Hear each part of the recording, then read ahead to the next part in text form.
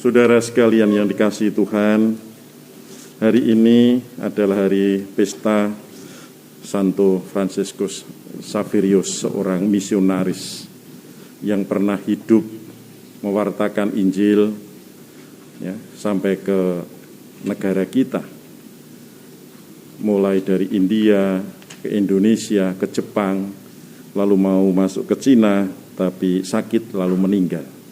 Sehingga sejarah gereja Katolik itu dihitung mulai dari kedatangan Fransiskus Xaverius di daerah Maluku sana ya.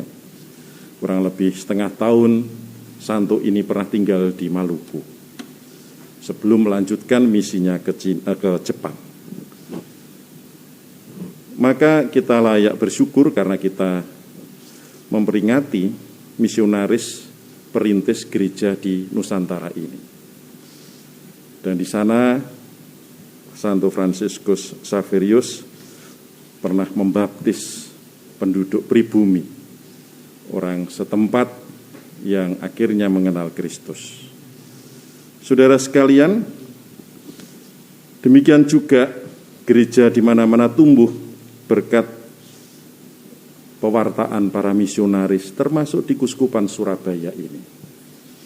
Bahkan di Kuskupan Surabaya dalam ardasnya juga mengatakan semangat misioner, umat yang guyup, rukun, dan misioner.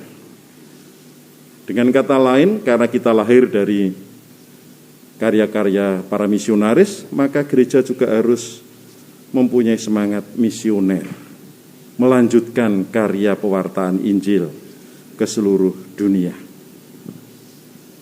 Tahun ini kami, para Romo CM, ya, itu sedang, bulan ini terutama ya, sedang memperingati 25 tahun para Romo CM berkarya di Papua New Guinea, ya, yang perbatasan dengan Indonesia. Kebetulan saya mengganti seorang pastor dari Perancis, Romo Gru di Kalimantan Barat, saya waktu itu baru ditabiskan.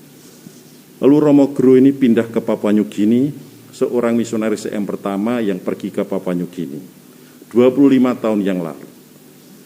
Mengapa Romo Gru yang berangkat ke sana? Karena beliau bisa bahasa Indonesia tetapi bukan wajah Indonesia, wajah Perancis. Lalu kenapa kok dipilih orang yang bukan wajah Indonesia tetapi bisa berbahasa Indonesia? Karena yang didampingi di sana itu adalah orang-orang Indonesia dari Papua atau dulu Irian Jaya yang lari menuju Papua New Guinea, maka mereka memerlukan pendampingan orang yang berbisa bahasa Indonesia. Tetapi wajahnya harus berbeda dengan wajah orang Indonesia, tidak sama dengan orang Jawa yang kebanyakan tentara yang mengejar-ngejar mereka. Nah, awalnya memang dicari Romo yang wajah bukan Indonesia, tetapi karena kehadiran Romo-Romo ini diterima oleh penduduk Papua New Guinea, sekarang setelah 25 tahun mereka tidak membedakan lagi. Siapapun misionaris yang datang diterima dengan cinta. Dan mereka sekarang ya bersatu dengan para misionaris sampai 25 tahun. Dan ini akan diperingati, dan nanti bulan ini Desember tanggal 12 akan ada ya sharing pengalaman misi Papua New Guinea tahun yang ke-25 di Pastoran Kepanjen atau Gereja Kepanjen Kelsapa. Ini merupakan contoh bahwa gereja lahir dari misi dan gereja juga harus mempunyai semangat misi, melanjutkan karya misi. Dan kita semua juga dipanggil untuk mendukung semangat misioner gereja ini. Saya yakin Romo Fransiskus Xaverius yang kita peringati pestanya hari ini dulu juga pasti didukung oleh umat Allah untuk mewartakan karya misi ke seluruh dunia. Sampai ke negara kita, sampai ke Jepang, sampai ke Cina, sehingga usia 40 tahun sakit dan meninggal. Seperti apa yang sudah diamanatkan oleh Tuhan Yesus ketika sudah bangkit dari mati, Dia memberikan amanat penting kepada para muridnya. Pergilah ke seluruh dunia, beritakanlah Injil kepada segala makhluk. Siapa yang percaya dan dibaptis diselamatkan. Dan Santo Paulus tadi juga mengatakan, celakalah aku kalau aku tidak mewartakan Injil.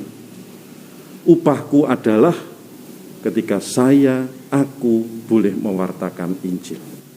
Bukan karena dia diupah dengan gaji atau dengan uang.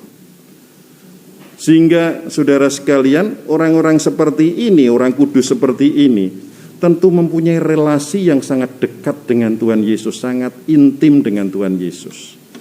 Orang yang mempunyai jiwa misioner, yang mencintai Injil dan mewartakan Injil untuk keselamatan jiwa-jiwa ini, pasti orang yang merawat hidup imannya, hidup pribadinya, sangat dekat dan menyatu dengan Tuhan Yesus.